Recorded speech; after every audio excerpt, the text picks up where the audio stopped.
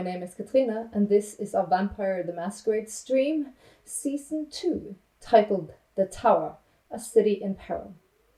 And before we begin our Season 2, as per usual, I would like to introduce our players as well as our characters. Hi, I'm Marianne. I played Siobhan York, now Siobhan Price. She is 10th generation Toreador. I think that's what we know right now. Hi, I'm Tarjei. I'm playing Christopher Falcone, who is now known as Christopher Masters. He's a Van True and 10th generation. Hello, my name is Örjan. I played the role of Sean, former Dempsey. Now, can you say Dean's son? I'm not sure if that's even a name. Child of Dean. 10th generation Gangrel. Right, that was a short, brief introduction of our players and characters. Where we left them all after the first night was them leaving Ophelia Master's humble abode as they are set off to be integrated into vampire society, ripped from each other into the absolute unknown, into the world of darkness, into the night. Some time has passed where they have, on their own each end, been taught and trained and taught the way of the vampire, the kindred, and the society which they belong to, which is the Camarilla. They've been taught the dangers that come with becoming a kindred. Of course, they are on top of the food chain. That doesn't mean there is not peril and danger in the night. You have the Anarchs, which are polar opposite to the Camarilla society. You have whispers of the very corrupt and dark Sabbath, not necessarily a threat right now, but perhaps maybe in the very near future. You also have the threat of the humans, the Second Inquisition, also of any other scary supernatural creature. The rumors of the big bad nasties that would lurk in the far woods up north. For a time now, if it's been a week or more, it's hard to say, because I have been bombarded with learning how to feed, to understand how to, use these new powers that are coursing through them, to understand how to deal with the constant hunger that lays within their now cold, dead bodies. Much to be learned. At the same time, there is a threat still hanging over their head as they are getting close to this last little hurdle before they are properly introduced into society, the conclave, where they have to prove to the society of Boston that they know the rules and will bear no threat to them or the Camarilla. These last nights, Shiv has been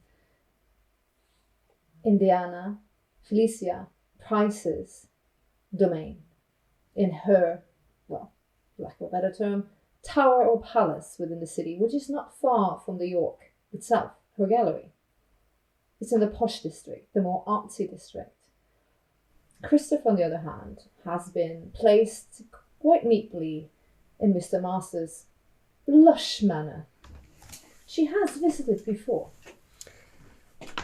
Yeah, handy that. I know what Handy road. that. Sean, on the other hand, has been shown to different areas. He's been shown what they call, their natural hunting grounds that don't necessarily hunt for food there, but they deem it as a place of their protection to get close to the bestial nature, where they can flex a muscle without fear of the masquerade being breached.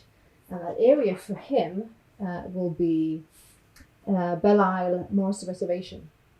Okay. But the domain of your primogen and your grandsire, Sensen, is close actually to your own humble abode. And that is East Boston's at the Jeffreys Point. Okay. Where a part of the docking area, as well as some old theatre, is used as a gathering point and housing for the clan. This is also a hunting ground. Good And to you know. have been told, all of you, very, very clearly, you are not to feed on someone else's domain. This is seen as a great atrocity, an insult. Possibly a very bad insult if you would find yourself feeding on a prince's domain. Maybe not so much for Christopher, perhaps a bit worse for you. Shiv, your hunting ground is around the area. You're also told that you're free to hunt in Aiden's establishment, which is still up and running. Not by him, by someone else. Mm-hmm. Brings back fond memories, I'm sure. Chris, you have told around and near the manor is prohibited hunting grounds. Right now, you've given a very short leash, and the only area you're allowed to hunt in is close to the financial district, and also up towards Beacon Street, the more posher area. This does mean you do not hunt elsewhere. This is just said that this is where you're supposed to hunt. You haven't seen each other or spoken in several days. You're allowed to manage your private affairs as best as you can, given excuses for why you haven't been around. You have been kept quite harshly under lock and key. They are wary around you. They are also broken. You're not the only ones who are mourning a loss. But we're going to go into that so we can play a little bit about your different situation. We're going to go into some scenes to paint the picture of these new nights. We're going to first and foremost go into Christopher's first scene as we start Friday 11th of October. As he stirs from the sub-levels of the manor, he has been placed in a quite lavish bedroom underground. No windows. There's also guards. You've been told they are ghouls. There to protect the prince and his household. You have not seen your grandsire, but a mere moment the time you've been there. JJ, on the other hand, has been glued to your side, teaching you, trying to guide you. He's probably taking it very seriously himself, like paying attention, spending free time to rehashing and going over and just generally plugging on the information that's been given, trying to make a sense of it, try to get a good grasp of vampire kindred society as possible. We're gonna go into the scene as he stirs and wakes. It's still strange for him to wake. This is not sleep as he remembers and knows. This is coming to life, but not being living. If you dream, you don't know. It's not rest as you know it. It's someone turning off the light and someone turning on the light. It's a bit unsettling. It takes time getting used to. The room is quite masculine and quite bare. The bed sheets are silk or Egyptian cotton. The room is dark blue, very masculine, like almost like metallic nightstands. No feminine hand has done the decoratings in this room. He sits up on the bed and perchance to dream. He looks around once more. You can draw your rouse check this morning. Yep. Or evening. Come on, Papa, don't need no more of those nasty red dices. 9. That would be a success, would it That not? would be a success. You feel the hunger punches you in the gut. But you feel like you can manage to push it down for a while. Not today. Not this night. Feeding for you, Christopher, is quite the ordeal. Is so used to being in control. Feeding is very much borderline uncontrollable action. And it's Dangerous, it is. time consuming as well, tracking down suitable prey. He thinks back to the night with his sire, where he first offered up the Russian enforcer. I like snacking to understand why she politely declined He now understands the reasoning for that. to be blessed with such a discerning palate. He thinks again, looks around his windowless basement room, and you had to buy the penthouse apartment in your block, didn't you, you moron? The bathroom as well is beautiful. It was just very bare. Marble, black marble. You have suits galore in a wardrobe. Everything you would ever want at the highest standards is catered to you. Well, one could certainly get used to this, though a bit Give a cold. good cake and all. Yeah, well, definitely. Like, the gods are there for our protection. Mm-hmm. You definitely feel it's a bit of both. Oh yeah. You are very grateful for JJ's clear investment in you. You do not feel that for other individuals you have come across. It's almost like you are an insult to the ghouls walking the halls. Like you cheated somehow. Jumped the line, got made before them. nobody likes a new start and upcoming. So, yeah. Well, have a shower, pick out a suit. Do I have any like scheduled classes with JJ this evening, or is it As per usual, you have like an evening. You also do something like you check in with your uncle.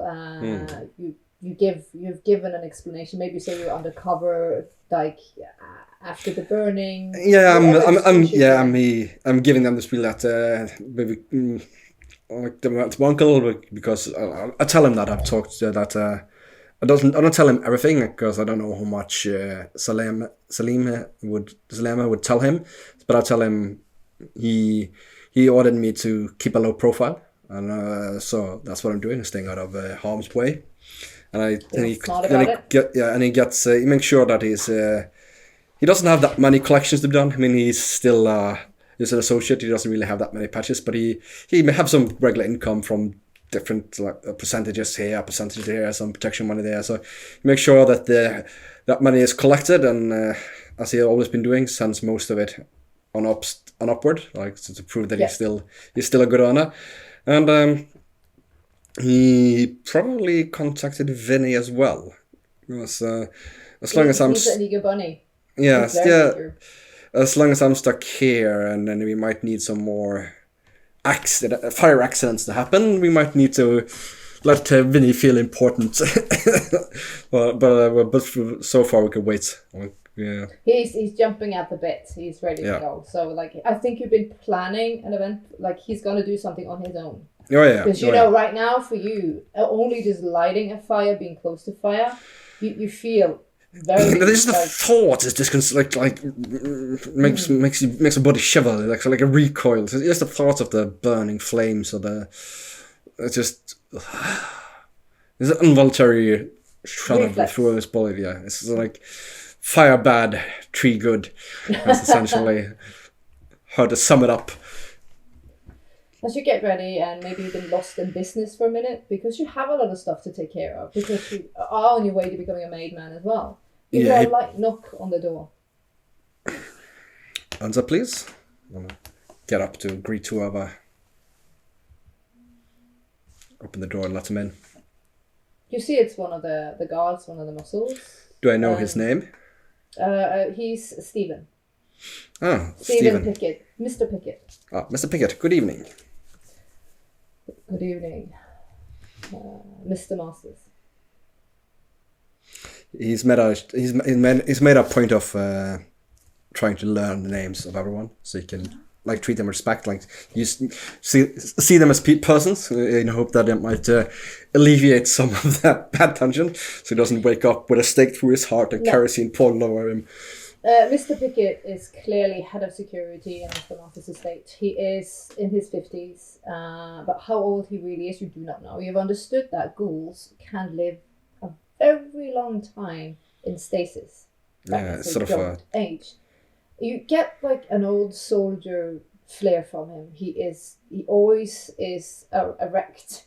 His posture is impeccable. His shoes are always polished. His nails are always trimmed. He's always neat and tidy. And he dresses you always courteous, even though you feel there's something behind the courtesy you've been given.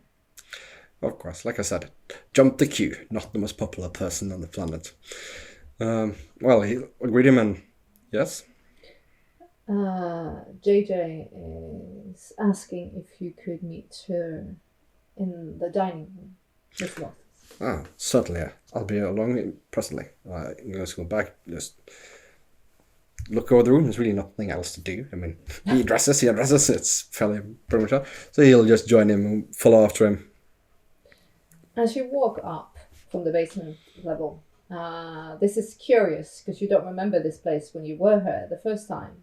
Like we weren't given it, wasn't? No, did you say all you needed for the job?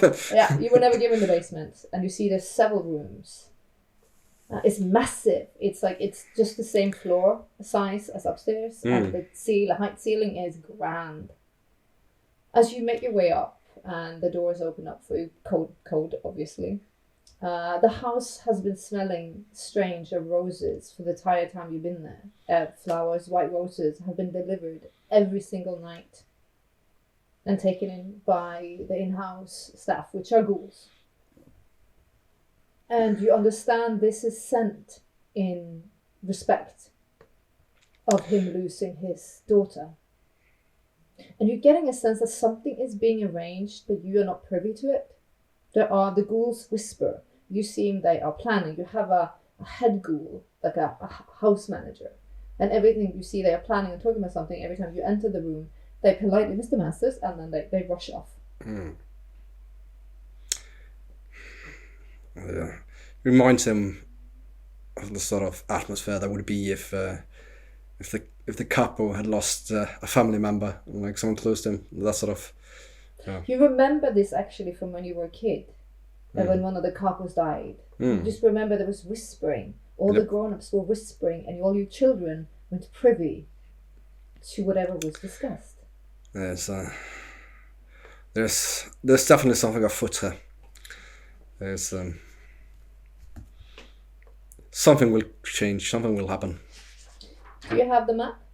Yep, I remember it. Right. I don't have it up. I can pull it up, but I remember it from our detailed study of the heist.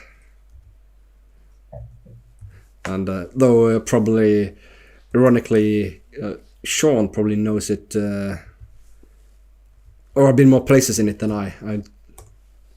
Since Christopher just went up to the library or the study and broke into the safe while Sean walked around. So I walk in, follow him. Does he follow me all the way there, or does he leave me to make my own? He follows you up. You come up actually quite close to it because you come up from the end where you come into the trophy room or the dining room. So you basically come through the hidden door from the basement there. So it's just he Mr. Masters, and then he goes somewhere else. You have been delivered, blah blah blah. Yes. And JJ is there waiting?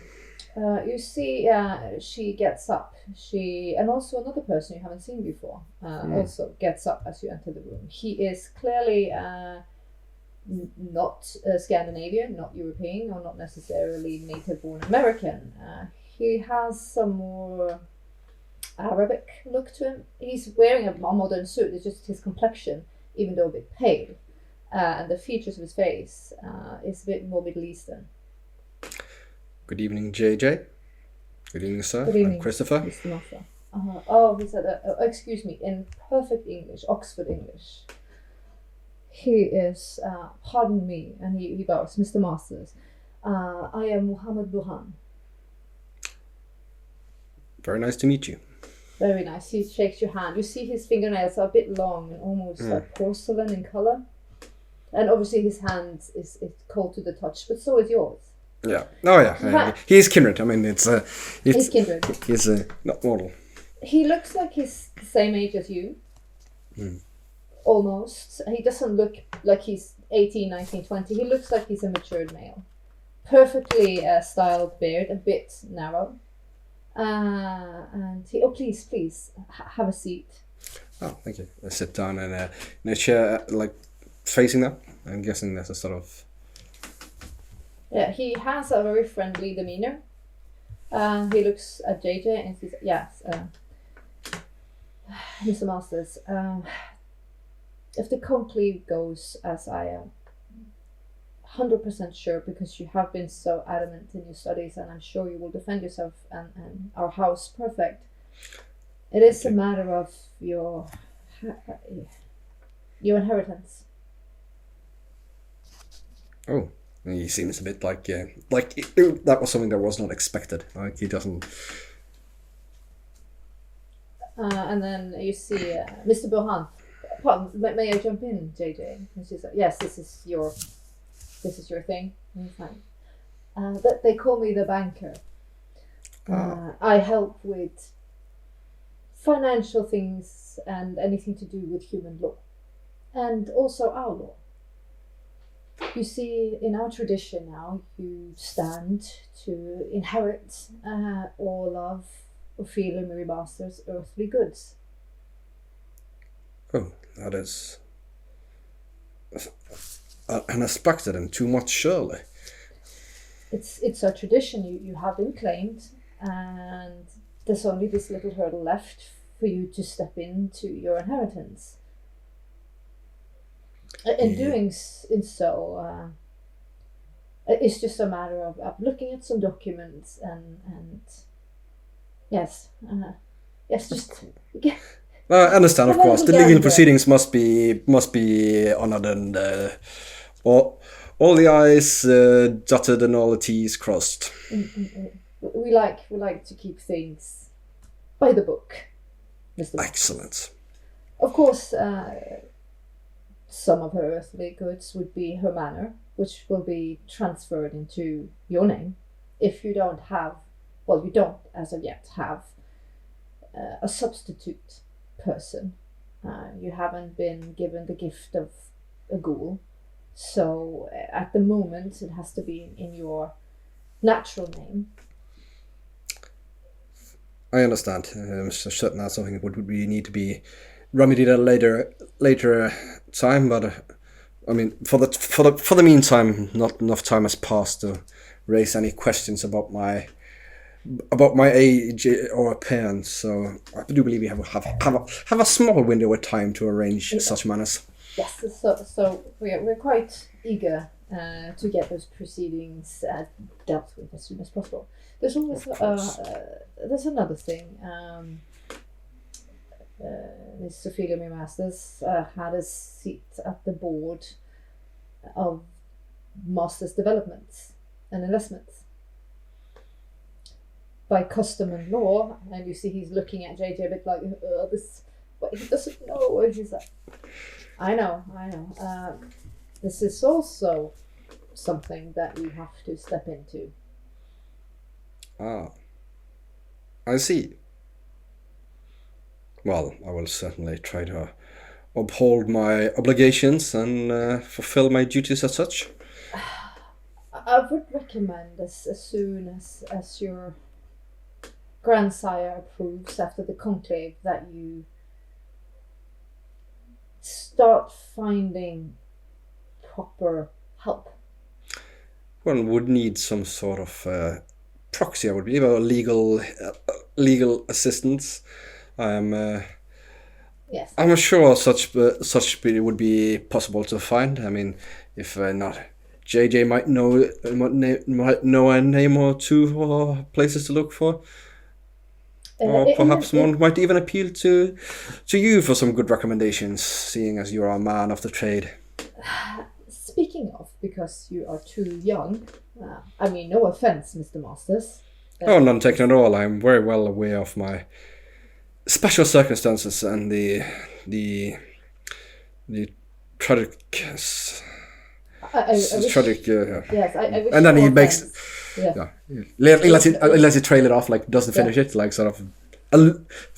He's found that quite quickly that like alluding to what has happened instead of actually talking about what happened is generally enough to like get rid of like push that little conversation out of the side, like make people to change the subject or speed on with what they want to. So he's going to use that sneakily use that grief part for that. You see, there is a ghoul that could step in and help you with all these elements. Ah. Do tell more. If it's agreeable, well, he looks at JJ and he's like, yes, I just want him to be prepared. Yes, good. We'll do an introduction and see how you feel about it. Sounds perfectly well. I'm sure we can arrange meeting. It's now. JJ's got Miss Fairchild. Around the corner in very slow motion, you feel like your heart sinks into your stomach because that looks like Ophelia. Gliding into the room in white, hair beautifully blondered down to the side. And for a split second you're like, what the hell? But as she comes a bit closer, you see the cheeks are a bit too plump, they're a bit too pink. Her eyes are not as icy blue, they are a darker, almost aquamarine. Pull a Saddam Hussein here. Well, what could we did the same thing with Shiv, so clearly it's not a novel concept of having a double. I get up. He gets up and greets in a courteous manner, the way any decent, upstanding Italian man would. You see, she's like, good evening. Masters. I'm Elizabeth Fairchild.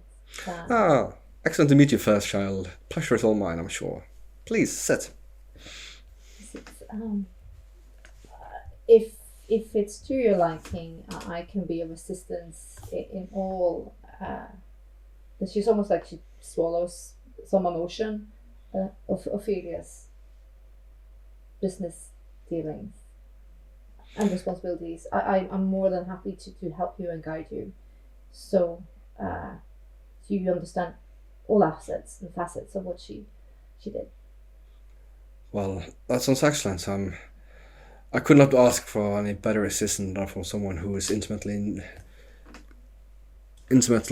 aware of all such dealings and manners, and I would be much grateful and appreciate if you were willing to aid me in such a manner. It would be an honor. My question is, I'm eager to be of use. Excellent. Well, if that is something, I would certainly prefer that. It would smooth things over and ensure stability, and would mean that all Miss Master's assets would be and responsibility would be well taken care of. It would ease my mind. I'm happy to be of help. Mr. Bohan is like, well then, Miss Fairchild, let's have a brief discussion over some of the paperwork So you also are fully privy of what's going to happen if what happens next goes as we wanted. Please, Mr. Master, JJ, would you excuse us? We will just leave you for a brief moment. No problem at all. Thank you. I'm waiting till I get up and leave and look towards JJ. She brushes her short hair back. She's wearing a suit, dark grey suit, white shirt. There's another thing. This is going to be an eventful evening for you.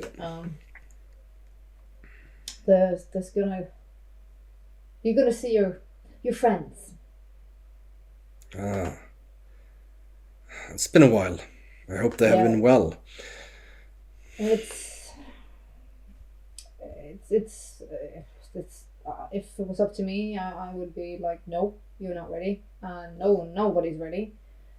But then again, I am not in a position to decide that. So it is what it is. I've been told that Miss Price and Diana Felisa Price will make their way here in this evening.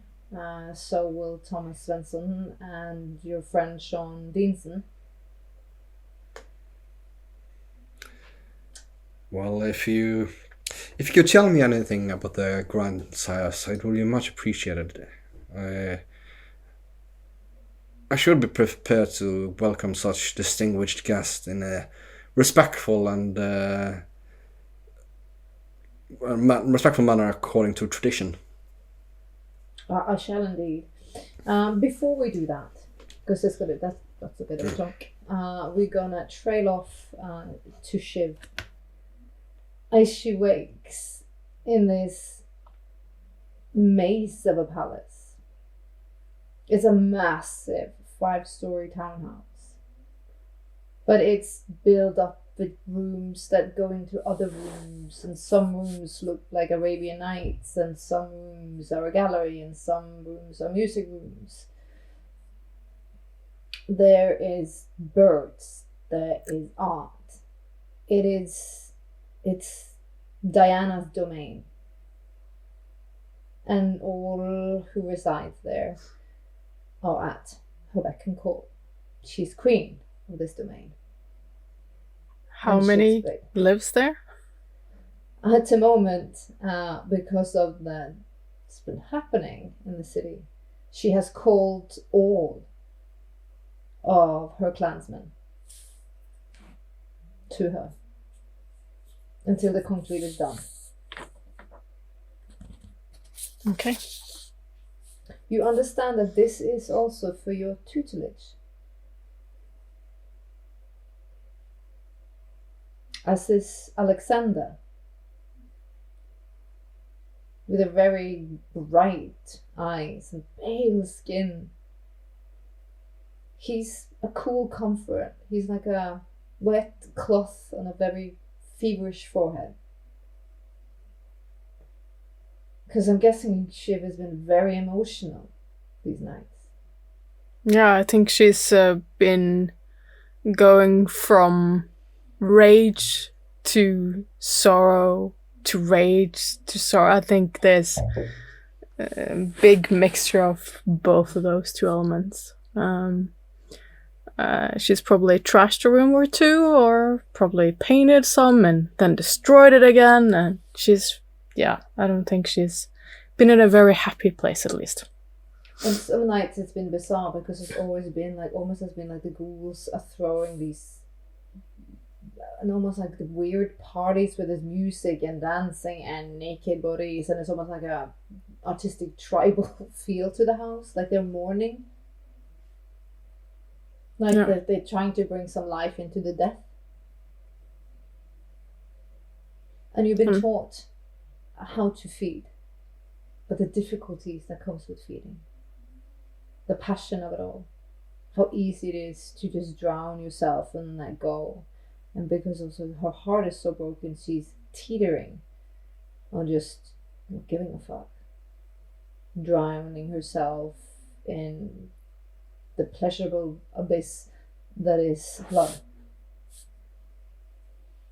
And that's maybe why you feel like your grandsire has called her clan to her house and her domain, is that you are never alone, which is trying, but also comforting. Because who knew what you would have done if you were on your own? Probably Like a Russian roulette. not something smart. Yeah. A very dangerous thing. And you are acutely aware that you have a beast within. Yeah. And it screams and it claws when you lose control. So again, you feel like they are trying to cushion the blow, but also letting Shiv mourn.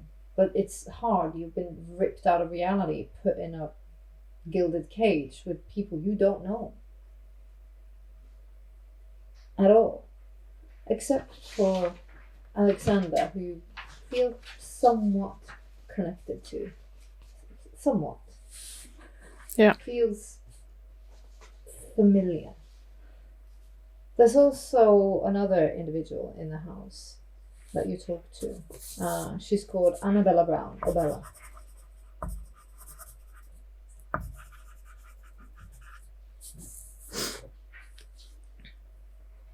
And you understand that this is the rest of you. There are no more except ghouls. I'm sorry, how many are we? 4. Jesus, okay. Wow. 4. I was like thinking, what, 15, 20? But no, 4. Yeah. 4. Mm-hmm. It feels like you've entered the play when there's just 2 scenes left. Like I told Chris, it's like they whisper and they talk. And when you enter, it's like they're like, "Oh, you're alright. Are you okay? Do you need anything? Do you wanna like prep more?" It's like they trying to hide something from you. And where we're going to start her evening is when she also wakes. All the rooms have blocked out light and heavy curtains, but there's no possibilities of light coming in. From the outside it looks like normal windows, from the inside it's absolutely not. Here's no underdwelling. This is a proud tower of art and pleasure and beauty. You are not on the top, obviously. That is your grandsires' private chambers. You also wake from this weird sleep, and it's when you open your eyes, it's like the first thing you think of is Aiden. Every night, reaching out for someone that isn't there.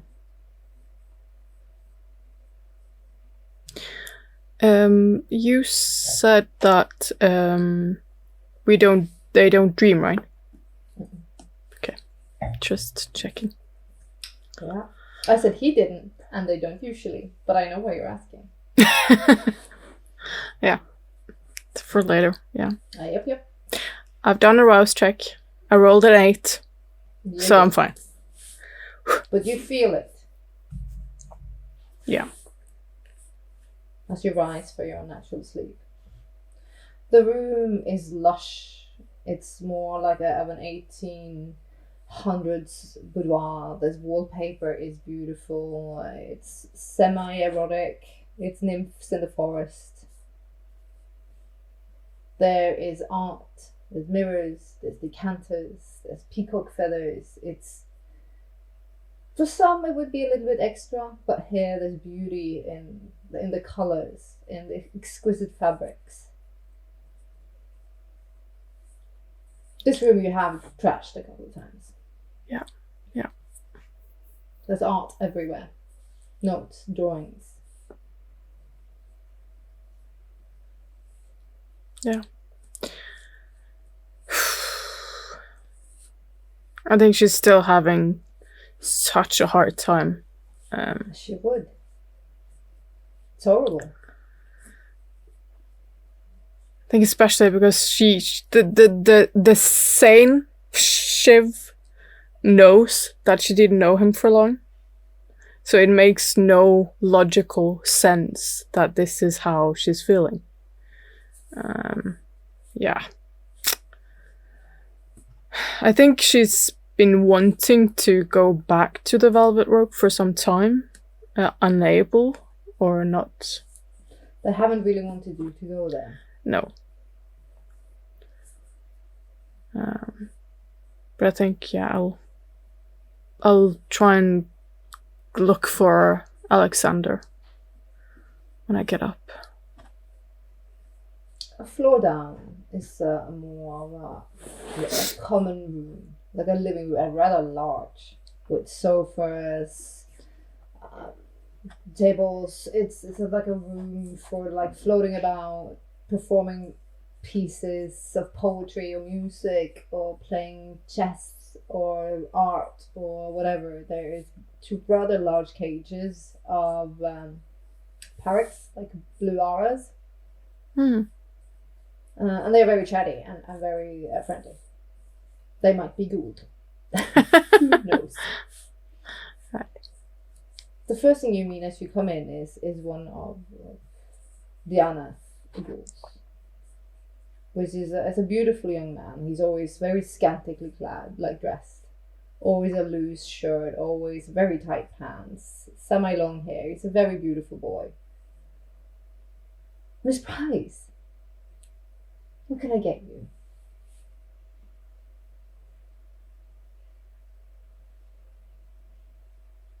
I'm not feeding on her ghouls, right? I'm just checking. No. No? Are you? No. I don't. It's probably not. I don't know. That's what I'm asking. Just clarifying. Have you seen Alexander? Oh, I think he will be here shortly. All right. Oh, I don't need you. All right, Miss Price. I'll not be far away. You just ring your little bell and I'll come calling. Right. The bell. It takes only 2 minutes and you hear the soft footprints of Alexander. His nickname is Sweetheart. Yes, probably. Very fitting. I think he finds Siobhan just like lounging on one of the, what is it called? Just long. Yeah. He walks in, he's wearing a powder blue turtleneck with a deep brown coat on top and slacks and slippers. I think I'm just wearing like a robe, like a Asian Oriental silk robe. Not really bothered to get dressed. Oh, and she like if they don't make her do her hair or anything, I'm guessing who the fuck cares? Who the fuck cares? Exactly. He comes in and he strokes your foot. Darling. Sweetheart. How are you feeling this night? How is the heart? Drowning? But you know this. I do. I am such a romantic. I can't help to find beauty in the tragedy of it all. I know you're not exactly on the same page, but as an onlooker, your mourning is exquisite. I'm sad to say. You're cruel. But I understand. I mean no cruelty. My dear. You're feeling something we all long for. Your humanity. If I could cut it out and give it to you, I would serve it on a platter. Oh, darling, if I could, I would embrace it with open arms. You do not understand how lucky you are. You have loved. You were loved. Great poets would cut off their legs for such an experience. Do you know what creativity, the beauty of the things you will now create? If you talk about that mess in my bedroom. I don't think there is much beauty in that, not yet. You will find it, my dear. You're finding your footing.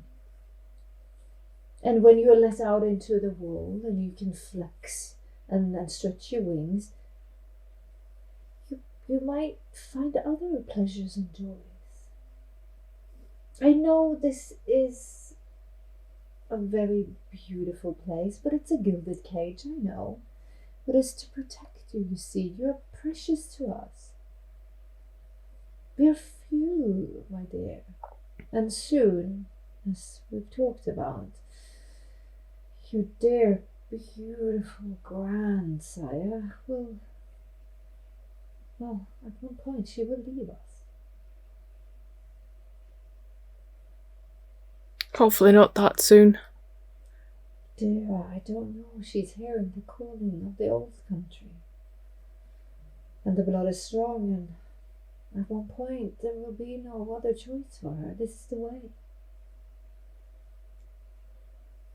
That's why you're important. This is why you need to live this unnatural life, Siobhan. It's not only you, it's what lives in your veins.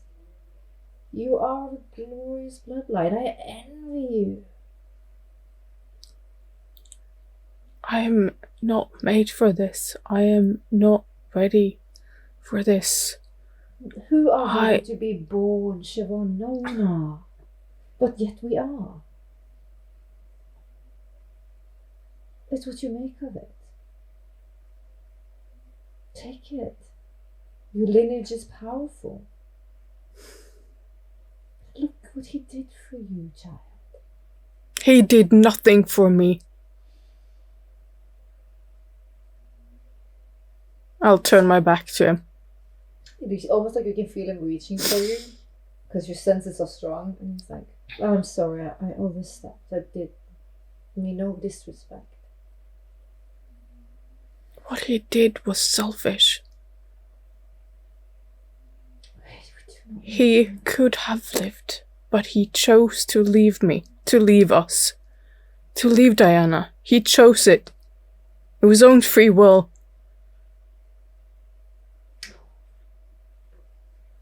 In time, these feelings will be less sharp, and they will dull, I promise you.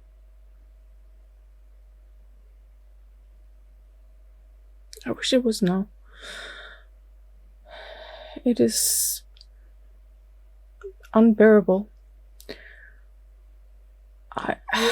You will find purpose, and you will find focus, and you will make yourself useful. Sure. As my darling mother would say, just grin and bear it. You are not a weak little cookie. You come now from a lineage of glorious gods and goddesses. So you keep telling me. Your grandsire is Diana. Oh, child, you are so blessed.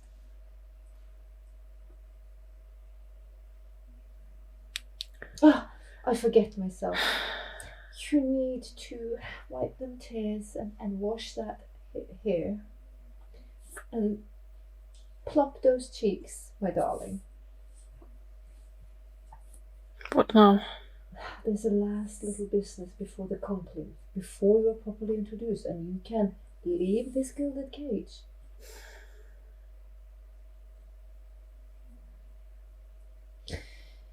Your grandsire and you have been summoned to the prince.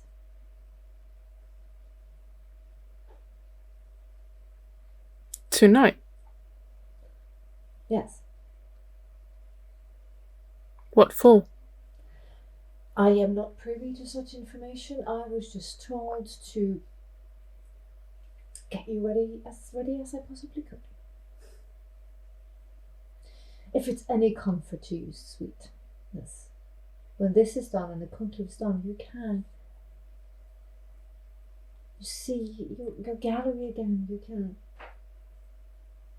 Go to Aiden's house if you so like.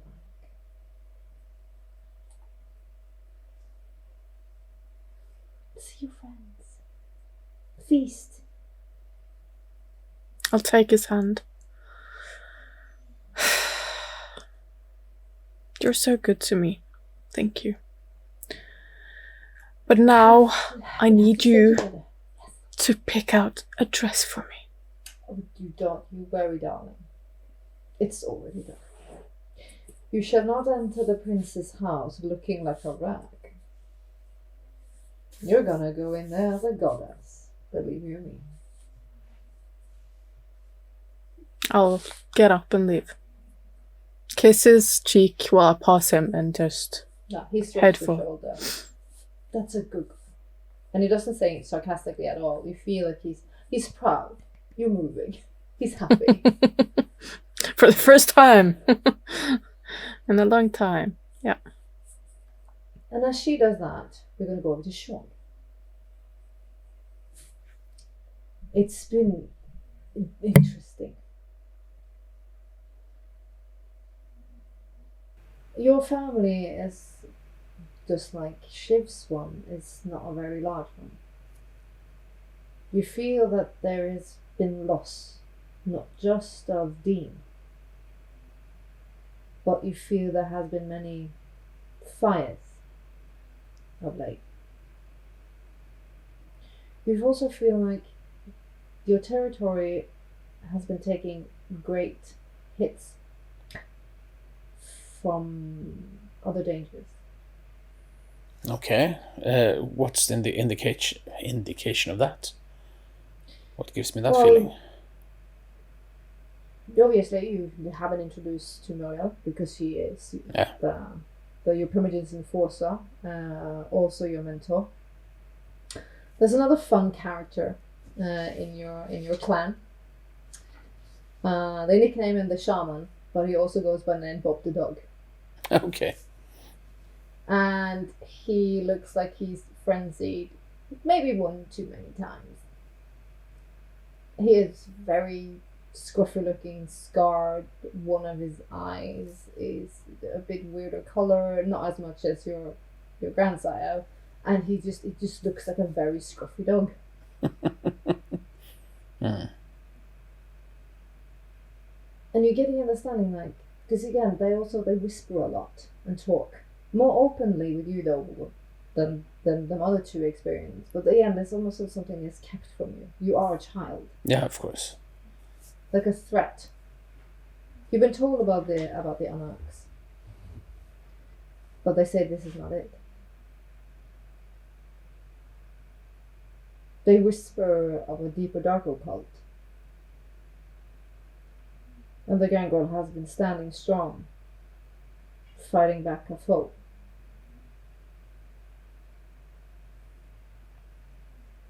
But family members have disappeared in the night. They've never been seen again. I ask at one point quite openly if this has anything to do with the so-called witch Dean and I met one night. No. Okay, so there's even more. They see no link. You understand that you lost a Gangrel not too long ago, a female called Shania Moon. Okay.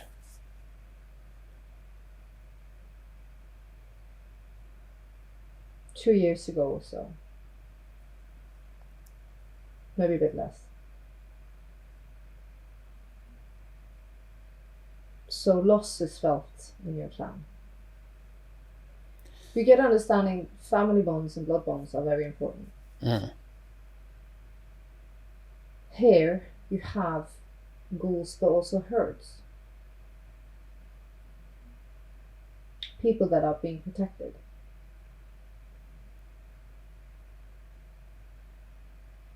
Respect is massive. Your grandsire speaks with you. He tells you of the old lore.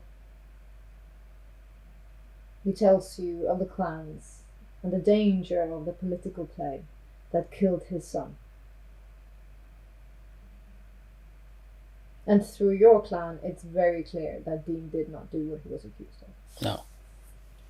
No, I didn't know him for long, but I could clearly see that was not in his nature.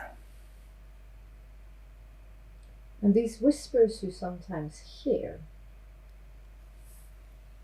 sometimes, like, you catch it before they're like, oh, the child is here.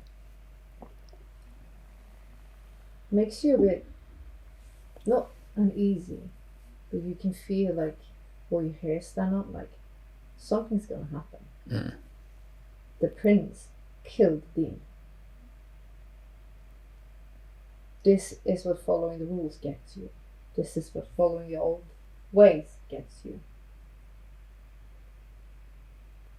You see around you and you understand a lot of the tribe, or the clans members of the Gangles are younger, around less than 50 years. How many are there? You have your Primogen. Yeah. And then you have Muriel. And then you have Bob the dog. That's it. That's the gangrel. At the minute. Okay.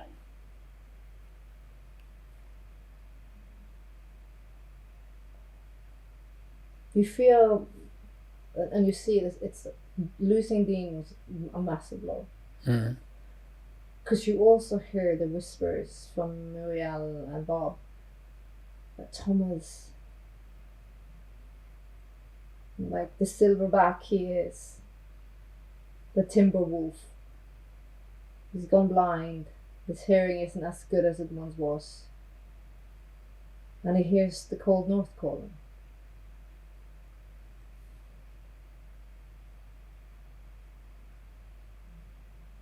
You get snippets of this, but also because you are a child and you haven't gone through conclave, it's not like you're not given everything. No, of course not. It's how it is in any society. New people are regarded with distrust in the beginning. And when you wake this night, you wake what I have set up in the docks in the old theatre, like the old movie theatre. Because it's almost like where if they are doing the city thing, this is where they congregate. This is where they have domain, this is where they can hunt safe.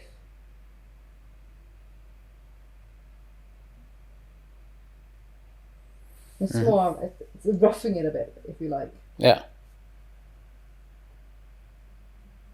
You understand that your grandsire doesn't much like it in the city anymore. No, I can He prefers the reservoir. I can understand that. Do I get an inclination of how old he is? Do you ask? Yeah, I think actually I do. I ask Muriel at an appropriate time. I don't know if he knows the exact years, but I think he's around 350. No, that will explain why he don't like the city, because just the last 10 years the modernization has been extreme. Technology. It's more and more difficult to get him interested in the ways of the Canaanite society. I think losing Dean broke something in him. Not his strength, but maybe his ties to this place. No one should survive their children. No, and then the way he got stolen from us. The disrespect. The prince is not my favorite person at the minute. No, I can. This is Bob the dog. I can understand that. Chiming in. But This was a plot that was made long before the prince put his finger onto this. And now here we are, treated worse. Where are we supposed to be if he leaves? You see, your grandsire standing on top outside, looking at the sky. Mm. He hears the calling. Where will we be as a clan now? Our elder is dead. Our primogen hears the calling. We need to do something.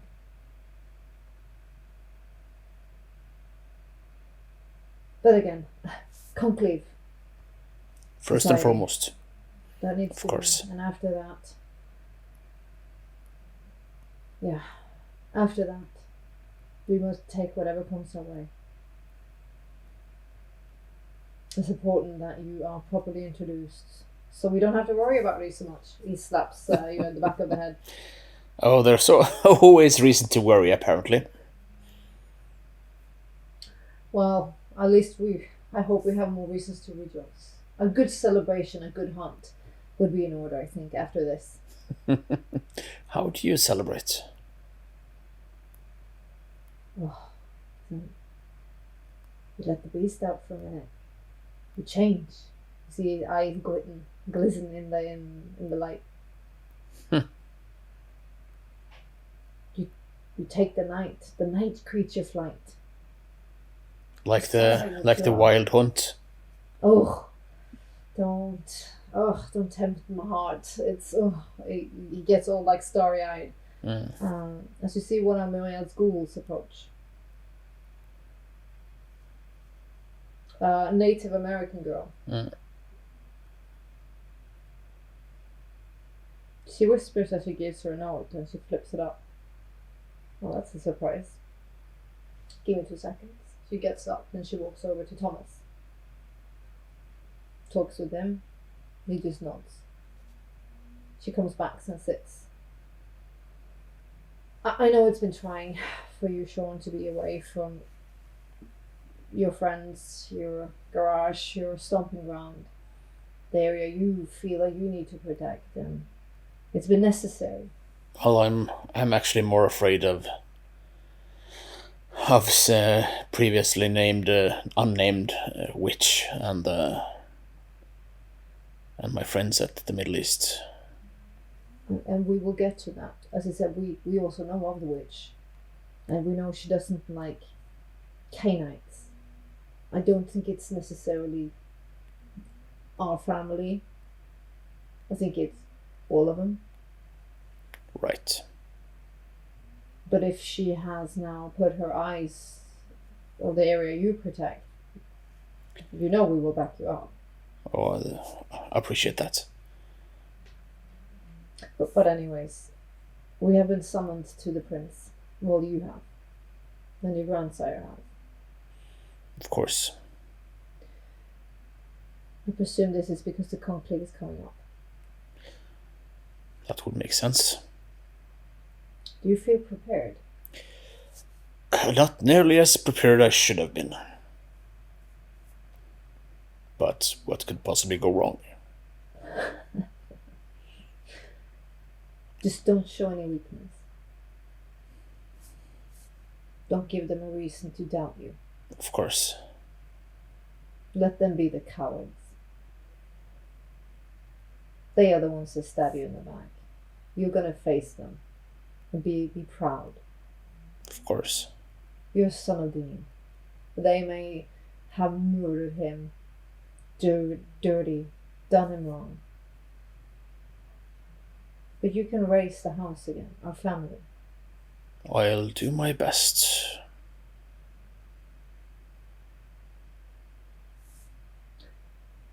The camera pans out and goes into Mr. Master's estate. As JJ explained how, well, these old-ass vampires there are. They are all old.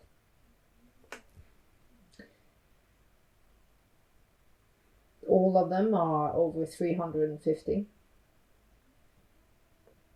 You feel like she's again not telling you everything. She slips up for a second because she says, in the other city it was a bit, yeah, okay, so they are like approximately the same age. Good. Yeah. From what she's telling me, can I identify yeah. her? Oh, sorry. From what I can understand, she's telling me, can I? Do I understand? Is all the clans of the Camarilla present in the city? Like, is it a? Yeah. So Yeah. there's a. Well, all the original ones. Yeah. Yeah, all the seven of the yeah. Camarilla, like the. Yeah, you have the major Tuna clan. as well. Yeah. So, and does she have the name? Does she tell me the name of every?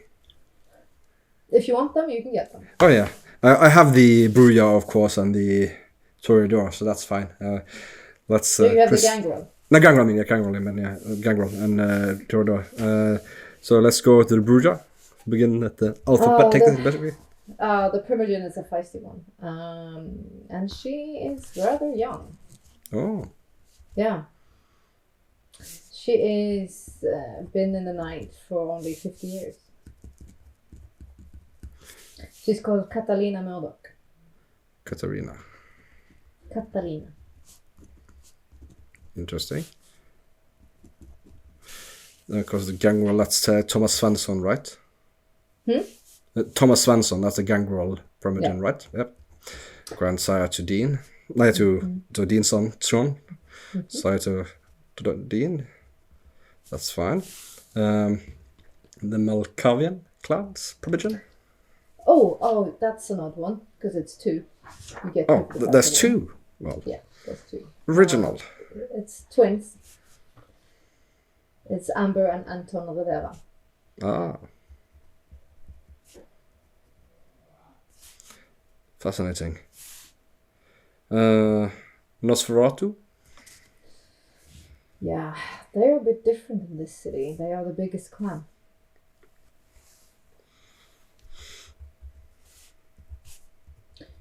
And we have a very old one here that has yet to listen to the call, which is grounds for concern and a discussion for another date. You're a child. I'm not gonna, but the elder and the Primogen is called the Black Lily. Ah. How did you spell that, you say? Black Lily, like the flower lily. Ah, like the flower lily. She happens to be the grandsire of the sheriff. Ah, interesting.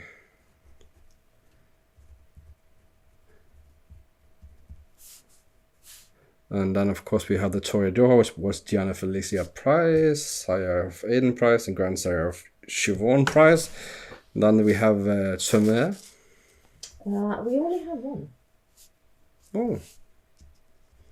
You know, because the tower, well, you don't know. The tower fell. It's yeah. Oh, she did so much. The tower fell. She's giving you the story of 10 years ago. The Tremere tower fell. And the Tremere was scattered.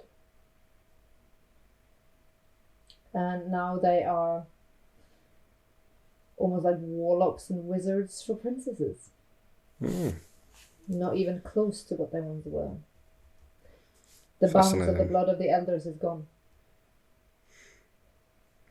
I see I have much to learn yet. But he's called Aiko Ashimoto. Aiko. Surprisingly pleasant fellow to be one of the wizards. I still find the idea of magic strange and incomprehensible. It's vulgar business, and it's not for me. And well, and of course leaves a question. I mean, clearly, the prince is went through our clan, but does our clan have a Primogen as well? Is that would be is that to her? It's like, does I know that? Do we know? That would have been Ophelia. Would have been Ophelia, yes. So we don't have a Primogen at the moment.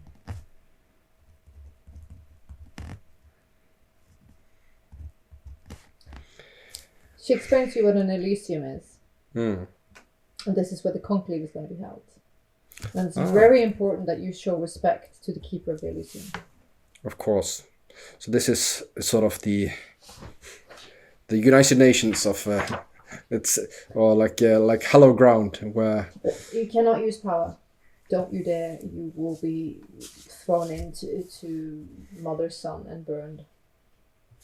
internally Chris is thinking, it's like Holy Ground from the Highlander movie. The keeper of the Elysium is Odd Molly. Odd Molly, and her. Do we know her clan affiliation? She's Nosferatu. Sensible if they are the largest clan. They are indeed. And now with these deaths, a lot of stuff is going to happen, Christopher. Though I'm new to this, to your society, and have much to learn. I do believe I understand a bit about how such events would impact the power dynamics. It is not that different from my kind's organization in that manner. Any change of status quo will bring about uncertainty, power grabs. It will weaken some aspects, will stronger others. It will create opportunities, and some might seek to exploit such events. It's a dangerous time. I expect we will have other factions moving on the city. I would assume that such terrible loss, the news of that would be hard to be contained. It's gonna be interesting now, Christopher. As a warrior, just almost smiles. You can almost see the canines. I thrive in the thought of combat. It quickens and warms the blood within me. But for this house, which I am thoroughly loyal, I am fearful of the nights to come. Mr. Masters, and almost because you said Christopher, but you got too familiar, so he's like, I do apologize. I am but a servant, a loyal servant. And if I be deemed worthy at the conclave, so shall I be. I will lend my abilities in all manners to ensure our house and the city's survival. And at one point, Mr. Masters, if you so deem it necessary, or you let me, I would like to find out who murdered Ophelia. I believe that will be not only a cause that I myself hold dear and would wish the answer to, but an answer that must be answered not only for the safety of our house and our clan, but also for the entire city. As you said, could fear other people, other influences moving in on the city to try to claim it. Was this plot, this enemy, hidden enemy amongst our kind here, or was it a grander design? Was it an attack of this whole city, or just elements of it? Was it a power shift internally, or is it part of some larger, more sinister force? So until we know this, we will not be safe. In fact, you can hear someone coming, and she's like, the warrior and the strategist within me, Mr. Masters. I am 100% sure that whoever did this reside within the city walls. I believe you're correct. But have they made alliances elsewhere as well? I don't know, but there's a rotten apple. There's corruption.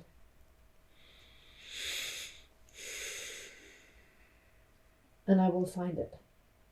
If it's the last thing I do. She gets up. We're going to cut over to Shiv. Alexander knocks on your door. Siobhan, darling, how did you find the dress? Back is completely open. And it's black like a mourning, like it's beautiful. It's figure hugging like a motherfucker. You can't wear underwear, but the back is open. It's dramatically widow in mourning, chic.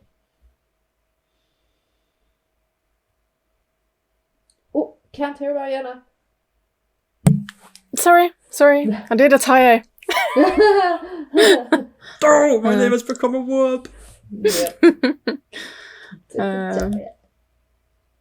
He's also wearing black and a little bit shiny blue shirt, and he's like, "Oh, you look so terribly chic. Thank you, Put darling. the pumps on.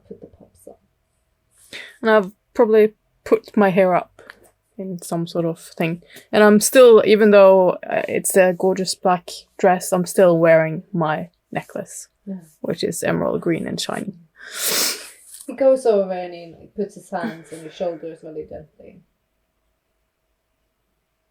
Be strong. Be a warrior princess. Don't let them see the pain in your heart. They are jackals. You come from a strong house. You be a warrior.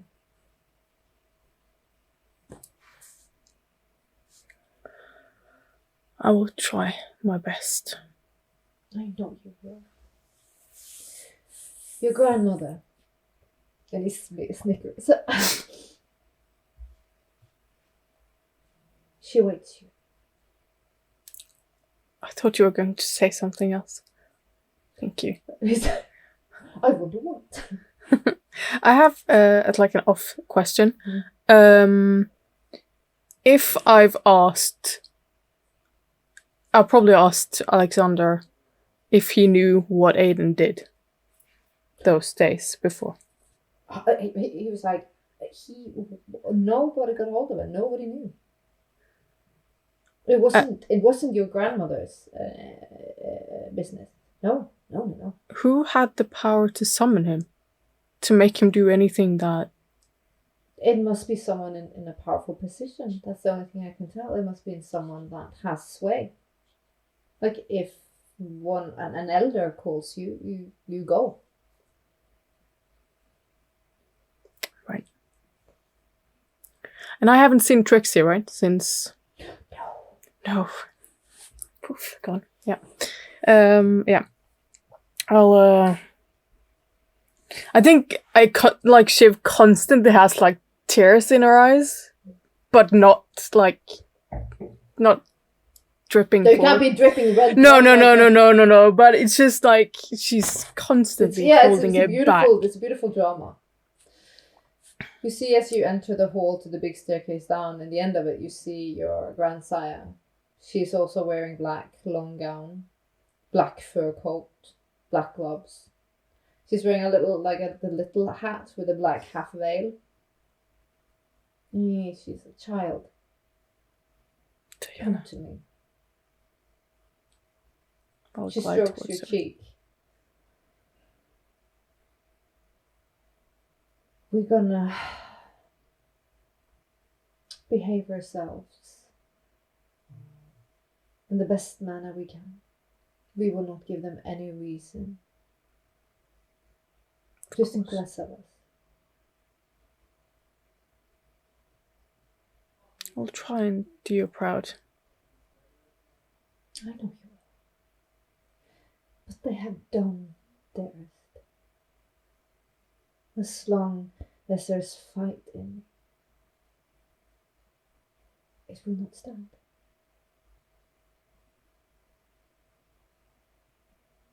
They took my legacy from me. At least he gave me you. My bloodline isn't dead. It's something. I know it's not what you wished for. No. But life, even an eternal one, is not foreseeable. And I've lived long enough to know that you don't always get what you want. And you, young thing, have also learned that terrible lesson in your first night. That, my dear, will make you stronger than them. 'Cause what do you have left to lose? give them nothing but smiles. They have not earned your tears.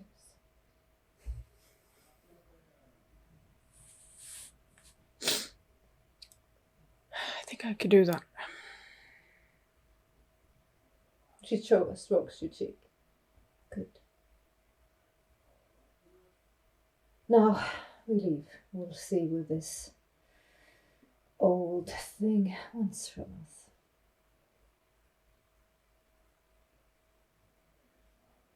I'll open the door for her. As she expects. Because she is a goddamn diva. And she don't fucking open no doors.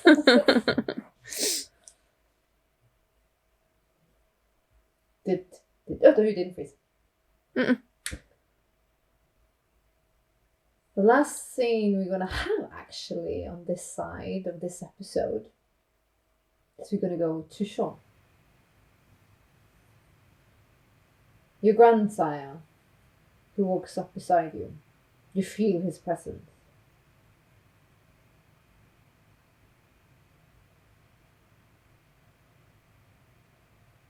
Will you be able to contain yourself then? And know you're new to the wisdom age?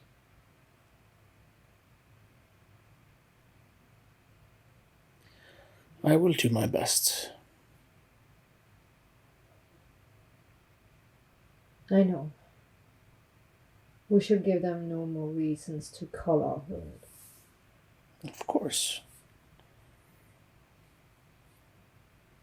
I've given this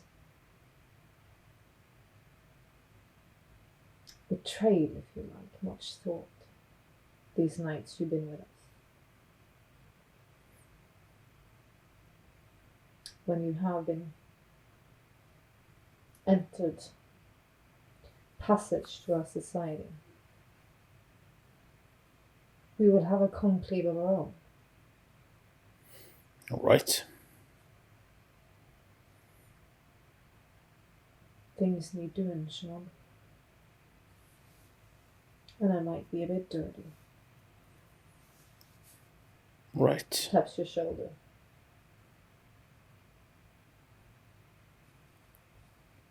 We are not very men, are we?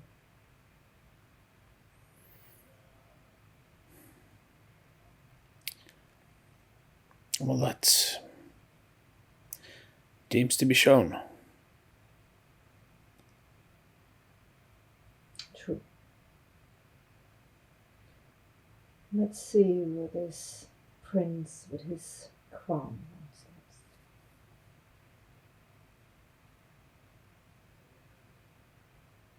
He whistles.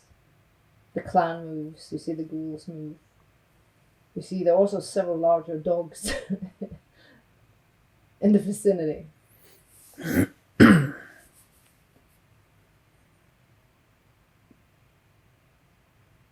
see Bob the dog has a big ass cock. Not as nice as yours.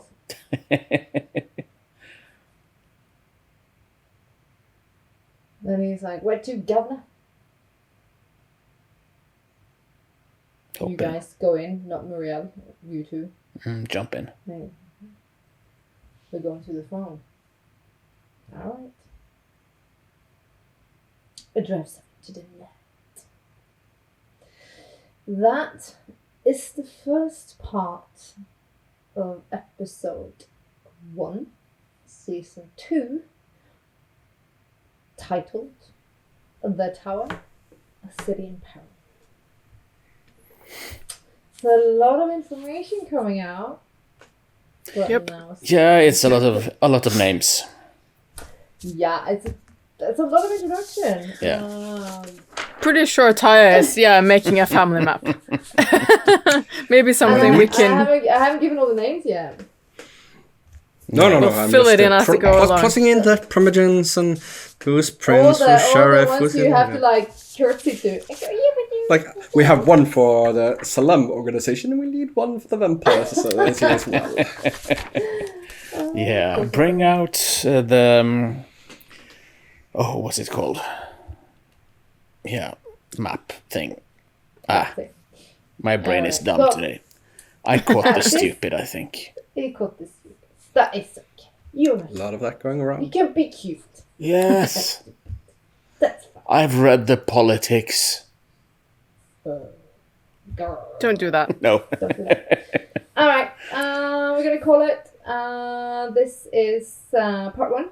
And stay tuned for part 2 of episode 1 of season 2. Very soon. Very soon. We're changing it up in season 2. We have shorter episodes, but they're going to come more often. So please, if you like that, we'll do that. If you like, F you guys, you suck, go back to longer episodes, we'll do that. We're mixing it up. All right. So we'll see you next time. bye. Bye.